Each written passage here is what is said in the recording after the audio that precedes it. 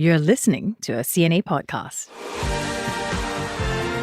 And so it begins. We're officially into the final 30 days before the Paris Summer Olympic Games start on July 26th. In the days to come, about 10,500 athletes from over 200 countries will descend on the French capital and compete at 35 venues across the country and also in Tahiti, where the surfing competition will take place. The world's biggest sporting spectacle will wrap up 17 days later on August 11th. I'm Arnold Gay, and this is the CNA Correspondent podcast. Joining me on the show this week is Paris correspondent Ross Cullen, who has been tracking, living, and breathing the games in between his many other assignments. Hey, Ross, so I thought I'd introduce you with a bang by using CNA's official Paris 2024 sting. What do you think? You like it? Oh, that's very kind. An honor to be introduced on the podcast with that sting. I love it as well. So let's get to it. Ross, is Paris really ready for the games? I mean, I hear the beaches are open, and in my mind, that makes it ready. Yeah, Arnold, we had the Olympic rings installed on the Eiffel Tower recently. That is an iconic moment that really does signify for a host city that the games are coming. I can remember back in 2012, I was in the UK for the London Games, and when the Olympic rings were installed on the Tower Bridge, one of the iconic bridges over the River Thames in the centre of the British capital, that really signified that it was coming. The games were here, and we've had that moment now here in France. A lot of the venues are indeed ready. I just mentioned the Eiffel Tower and the gardens just behind the famous monument.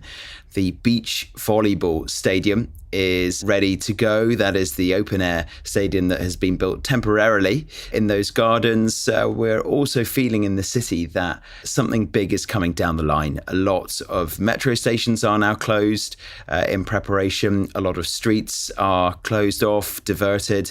The huge Place de la Concorde, one of the biggest squares in the French capital at the end of the Champs-Élysées, is completely blocked off because that is where the urban sports are going to be taking place. So they've been building stands and the skateboard ramps and where the breakdancing will take place. So we are already seeing disruption, but it is that planned disruption that we knew was coming because the Olympic Games are just around the corner. So the one disruption that perhaps, maybe I should say two, that perhaps the country wasn't ready for was the snap elections that Emmanuel Macron is calling. 2-round legislative elections, June 30th and July 7th. Is it at this time possible to predict how it's going to impact the games? Because we know, for one, the Paris mayor and Hidalgo is stunned. Well, Arnold, we were all stunned. Macron's own MPs were stunned. It was only a close cabal of top advisors and top ministers who found out 15 minutes before he announced that there was going to be this snap election. There was a possibility that we could have had a general election anyway later on in the year, potentially in the autumn, but people thought the timeline was just too tight to try to fit in a national general election before the Olympics. However, here we are. We're in the middle of the campaign, and the first round is coming over on the 30th of June, then the second round on the 7th of July. So it's all meant to be completed before the Olympics. We've heard from Thomas Bach, the International Olympic Committee president, saying that France has general elections from time to time. This won't jeopardise the Games. It's meant to be all completed before the Games get underway. And Ross, how are Parisians feeling about the Games? Because I read about overcrowding fears, skyrocketing metro prices. You mentioned, that some of them have actually closed down. Public shutdowns, which have occurred and will occur. And some even don't like the mascot. They're calling it stupid. There's also a minor uprising on social media, like this one on TikTok posted by an American living in Paris. Don't come. Cancel everything. Cancel your flight. Cancel your Airbnb. Cancel your tickets. It's going to be a show and you don't want to come. We're not even going to be allowed to move in our own city, meaning like places where there's going to be Olympic Games. We're not even going to be able to go there without like proof of living in that area or proof of work. If not, we can't go by car. It's forbidden. Sounds exactly what we had to do during COVID and confinement era, which is really weird. We all know Parisians are rude and unhappy. Imagine being at the Olympics in Paris when we literally don't even want to be here. You're going to get spit on. You're going to get slapped. You're going to get harassed. People are going to insult you. Like, it's awful. So Ross, is that real distress or typical whinging you might hear from a resident, every time a city decides or a country decides to host something? Well, let me break it down like this, Arnold.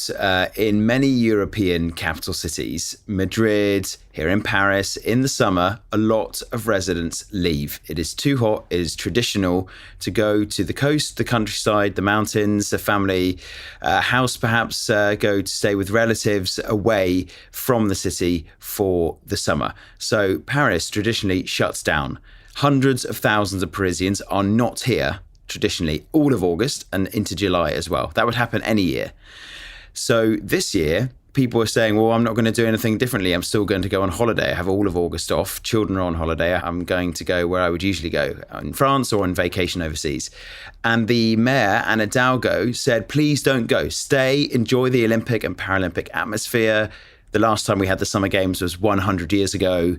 Please stay, everybody. But in fact, a lot of people are taking the opportunity to rent their apartments for thousands of dollars to people who are coming for the Olympics. Right. So not only are they traditionally going to be leaving anyway, they are taking the opportunity to go away for longer even to try to rent out their flats. So there are people who are leaving. I know a lot of people who are not changing their plans and going on a holiday as normal. There will, of course, be thousands of Parisians who want to stay and enjoy the atmosphere. And there will be potentially the city's reckoning 10 million tourists coming this summer to lap up the atmosphere. How do you feel personally about the games? Are you looking forward to anything? You don't look to me like the breakdancing sort of a guy, more equestrian. What do you say? Well, yeah, I do ride a horse infrequently, but I have ridden a horse. I won't be taking part in the modern pentathlon, though. I am a big sports fan, a sports nut. And in my free time, when I'm not reporting on the politics side of things, I do like to follow sport. From the Rugby World Cup, we're very fortunate to have that here in Paris last year in France. I'm following the European Championships at the moment, which are ongoing with the football here in Europe. And I will be privileged to have the opportunity to go to a couple of events. I've got some tickets to see a couple of sporting competitions like the tennis at Roland Garros and the boxing. Also, water polo, and this is something that the Olympics does offer up, the chance to shine a light on lesser known sports. We all know about football, basketball, athletics needs no introduction. But when it comes to modern pentathlon or the water polo or the wrestling, taekwondo perhaps, and 3-on-3 basketball, these other smaller sports do get a chance to have some time in the limelight. And so that's something else about the Olympics. You get to see or understand or learn about new sports you might not have been open to in the past. And I get to watch 2 French Opens potentially as well. A big question about the River Seine. Is that still going to be the location for the opening ceremony as it stands? Yes. I mean, there is a plan B and a plan C. Plan B to hold the opening ceremony in a static location near the Eiffel Tower, and plan C potentially in the Stade de France. But the whole idea about the river was not to have it in a stadium. For the first time ever, Paris 2024 will be the first Olympics where the opening ceremony is not held in a stadium. The argument by the organisers was that you could only get maybe 80,000 people in a national stadium. How many of those 1,000 are going to be dignitaries? How many athletes? How many people would actually be able to see it? Tickets for the public. Holding it in a 6-kilometre long stretch of river in the middle of a city centre should open it up to hundreds of thousands of people potentially. It's a huge security threat, and we can maybe come on to that later. But in terms of the planning, they are hoping to have some 80 barges with every team, Team Singapore, Team USA, Team GB for Britain, all travelling down the river, going downstream to end up underneath the Eiffel Tower. So it should be spectacular. It is very challenging, very risky, but that is what they are planning to do at the moment. Okay. Safe to boat on, obviously, but will the Seine be safe enough to get into literally for events like marathon swimming and also the swim leg of the triathlon, for example? Yeah, I mean, we have had some pretty poor weather overall this year so far, Arnold, in France specifically, but Europe more broadly.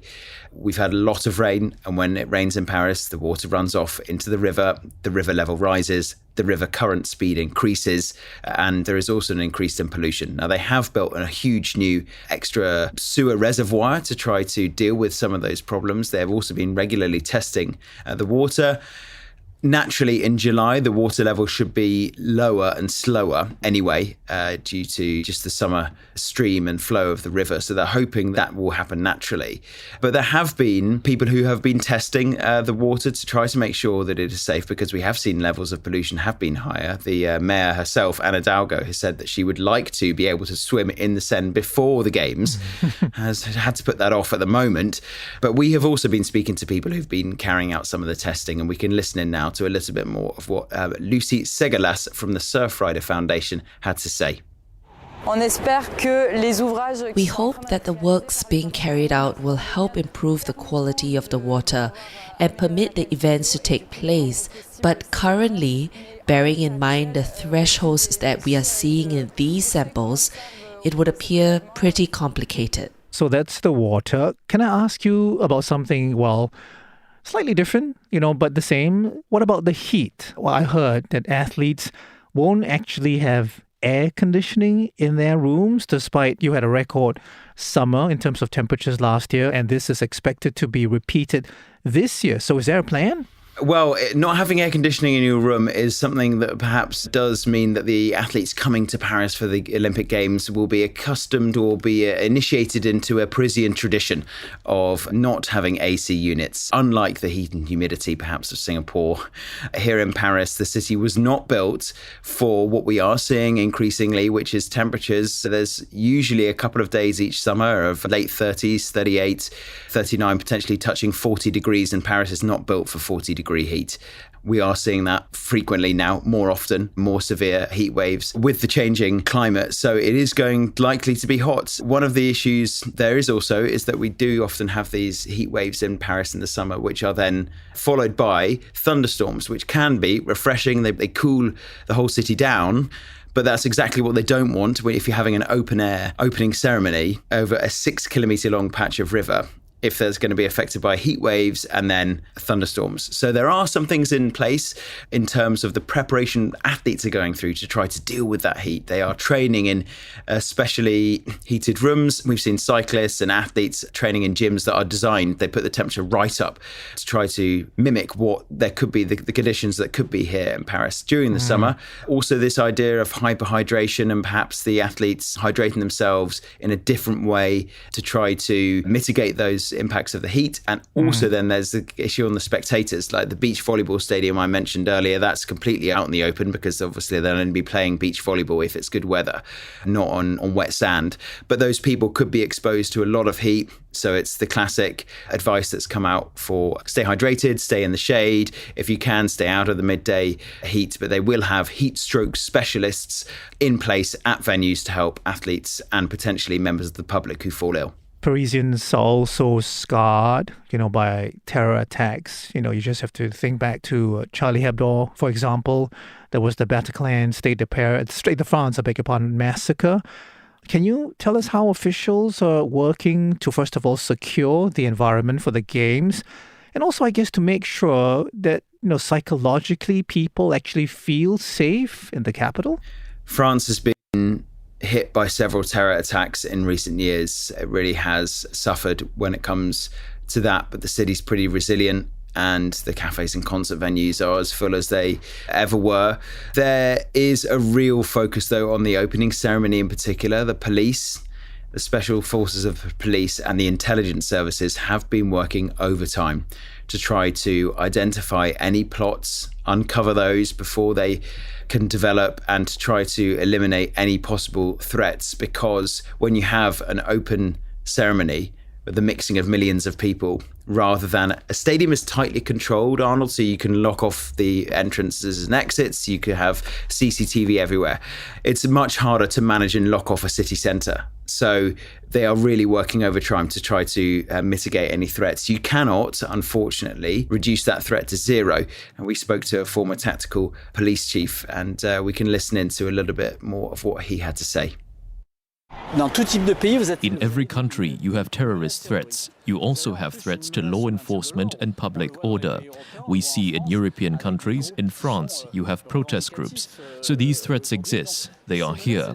They will always be here. We cannot guarantee that there won't be an attack. We cannot guarantee that. Now, Ross, another thing that I guess France may have to worry about is the fact that Russia itself will not be at the Games, though neutral Russian and Belarusian athletes can take part. Is it fair to assume that Moscow and possibly other rogue players are trying to sow fear and do their best to disrupt the event, including using disinformation and also cyber attacks, Ross?